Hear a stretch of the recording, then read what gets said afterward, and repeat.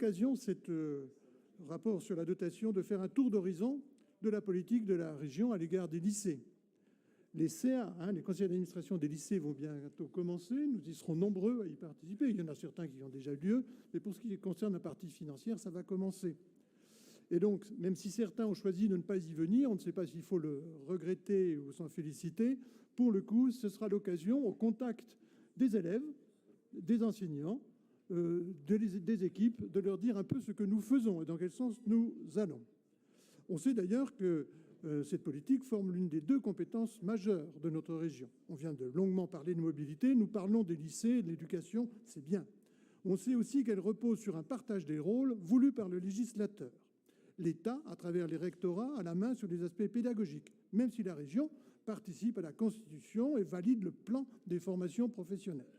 Les régions ont la main sur les aspects bâtimentaires, l'entretien, la gestion des agents, mais aussi, et on l'oublie souvent, sur les dotations en moyens pédagogiques, qui augmenteront significativement en 2026, ainsi que, Monsieur le Président et le Vice-président en ont parlé, mais aussi ce que le Césaire a souligné.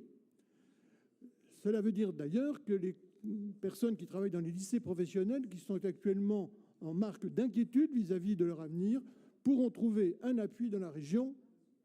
À la région, il faut s'en réjouir. Les deux domaines ne sont donc pas étanches. Et nous formons quant à nous le vœu que les rapprochements s'amplifient. Nous rappellerons encore, lors de l'examen des rapports concernant les agents de la région, qui se trouvent pour une grande part dans les lycées.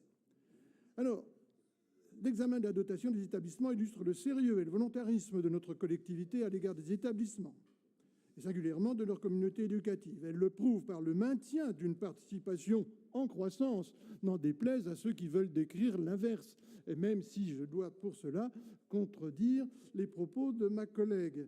Si l'on regarde bien entendu l'ensemble des années parcourues depuis le début de cette mandature, il faudra que le grand public le sache.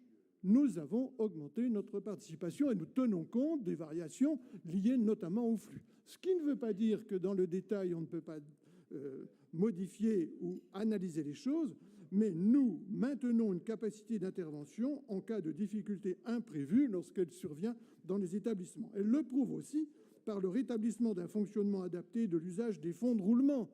C'était une bonne chose et c'est bien que nous ayons depuis plusieurs années régulé cette chose-là. Il n'y avait aucune raison qu'il y ait une forme de thésaurisation, même si ce n'est pas un mot complètement adapté.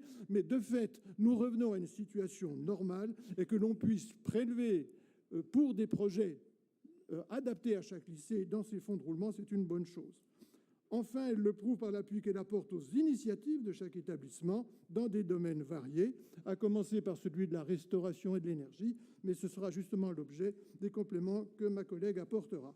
Je souligne, avant de conclure, que le soutien spécifique apporté aux lycées relevant du ministère de l'Agriculture est une très bonne chose. Le Césaire l'a souligné en particulier en réglant une bonne fois pour toutes cette question des fermes pédagogiques. Enfin, et là par réalisme, nous allons dans ce sens-là, je conclus en me réjouissant de la proposition de mon collègue Grosperrin. Nous pourrons effectivement apporter de notre point de vue une réflexion sur la géographie et la cartographie des lycées. Nous y participerons. Il n'y a pas de modèle idéal, cela dépend des territoires. Il faudra de la dentelle, mais de grâce, ne bousculons pas la situation par précipitation.